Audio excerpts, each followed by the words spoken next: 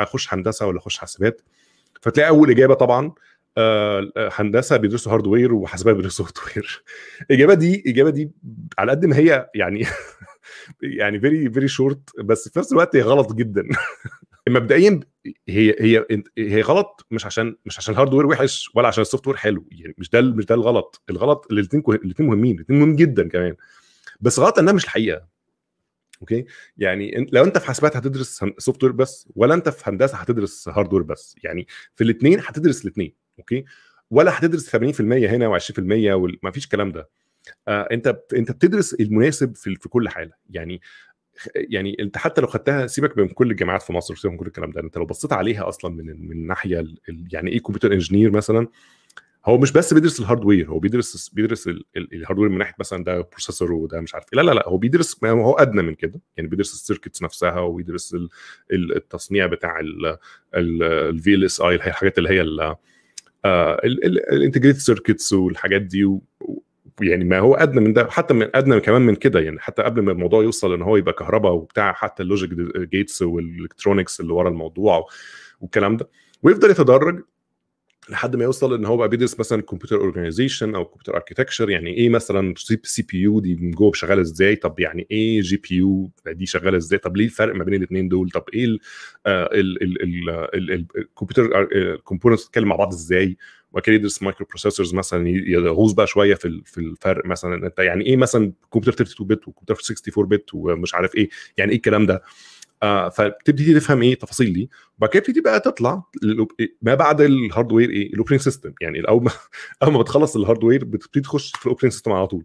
والاوبرينج سيستم تحديدا من الحاجات اللي هي ما ينفعش تشتغل فيها من غير ما تكون فاهم يعني ايه هاردوير. يعني اوكي، فجزء كبير جدا من الاوبرينج سيستم الوظيفه الاصليه بتاعته ان هو يمانج الهاردوير ده. فما فيش بني ادم هيبقى بيشتغل في الاوبرينج سيستم مش فاهم الهاردوير. اوكي، فدي شيء مهم. بعدين من ضمن الحاجات المهمه جدا بعد الاوبرينج سيستم الكومبايلرز عشان تبني، او يعني مش بعد الكمبيوتر، يعني عشان حتى تبني الاوبرينج سيستم نفسه الكومبايلر. في الكومبايلرز برضو من الحاجات اللي لازم تكون فاهم هاردوير عشان تفهمها، علشان تقدر يعني تبريك داون اللغه، الانستراكشنز تمشي مع البروسيسور والكلام ده. فده من الحاجات اللي بيدرسوها الكمبيوتر انجينيرز، لازم يدرس كومبايلرز، ويعني ايه لغه برمجه ومش عارف ايه.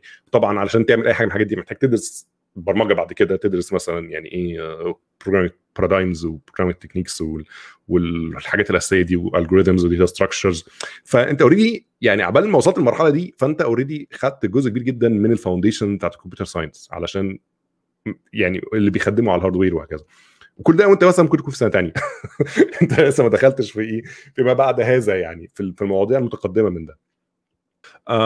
فغير كده المهم في الحالتين ان انت لما بتتكلم عن واحد دخل هندسه او واحد دخل حاسبات ومعلومات، اللي احنا متوقعينه من الطالب في الحالتين ان ده طالب ذكي، طالب عنده شغف، طالب فاهم هو يعني هو عايز يعمل ايه الى حد كبير. يعني مش هيبقى عنده الحدود اللي هي الهلاميه اللي موجوده دي، او الغير ملموسه دي، ان هو انا بدرس حاجه مثلا فلقيت رحت خابط في حته، لا الحته دي بتاعت كمبيوتر انجينيرنج مش هدرسها.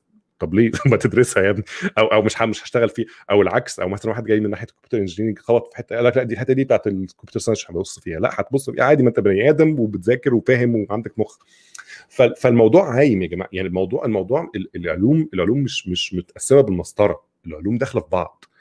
حلو، يعني هتلاقي مثلا الكمبيوتر ساينس او الكمبيوتر انجينيرنج بيشتغلوا في شغل بعض طول الوقت. يعني هتلاقي واحد بيشتغل في الامبيدد سيستمز ممكن يكون كمبيوتر ساينس، وهتلاقي مثلا واحد شغال في مش عارف بيديفلوب مش عارف كمبيوتر فيجن الجوريثمز مش عارف ايه، وتلاقي كمبيوتر انجينيرنج. فالهو الموضوع مش حكر على حاجه من حاجه، الاثنين ممكن يشتغلوا شغل بعض.